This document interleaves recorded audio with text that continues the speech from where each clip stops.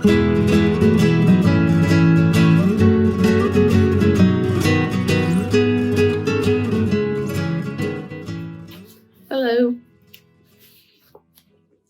Living Bread for Empty Hearts. And the reading is Ruth chapter 1, verses 19 to 22.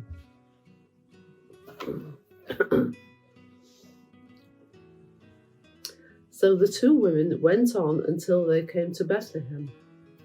When they arrived in Bethlehem, the whole town was stirred because of them.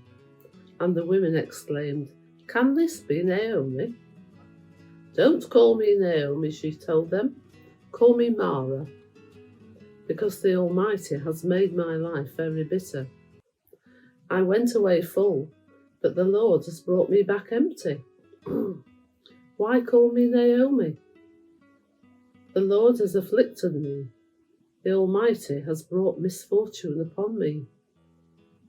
So Naomi returned from Moab, accompanied by Ruth the Moabitess, her daughter-in-law, arriving in Bethlehem as the barley harvest was beginning.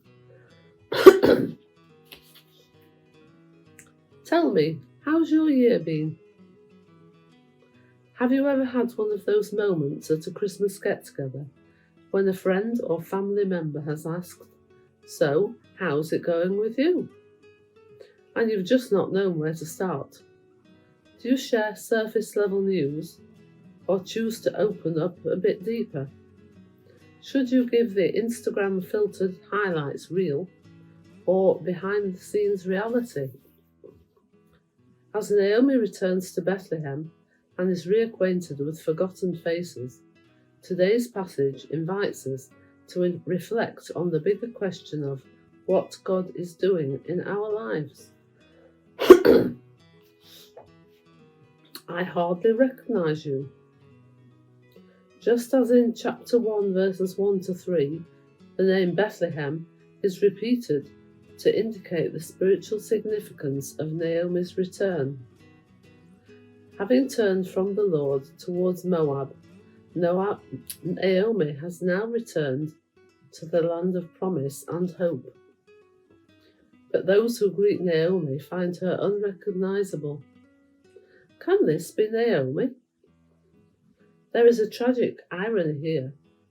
Naomi's name means pleasant in Hebrew, but as the women see Naomi's whole demeanour, her face tells a very different story.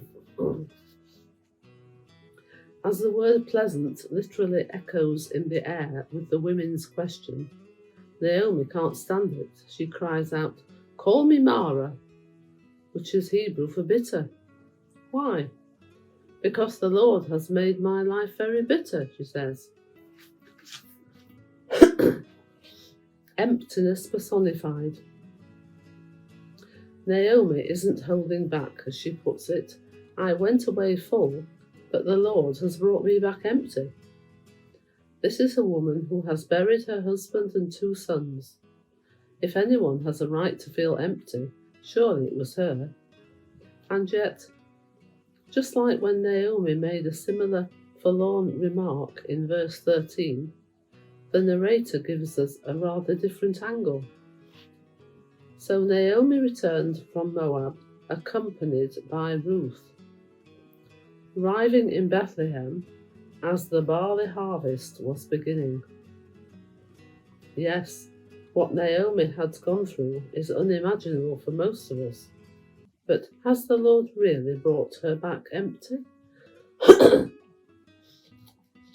Look and see what the Lord has done. As someone had observed, it's as if Naomi has announced the verdict before she's seen all the evidence. And in particular, there's a critical part of evidence, piece of evidence that she's missed right in front of her nose: Ruth. In Ruth, Naomi has a visible pledge of God's unending commitment to her. Not only that, but look what's happening in the fields of Bethlehem. It's harvest time.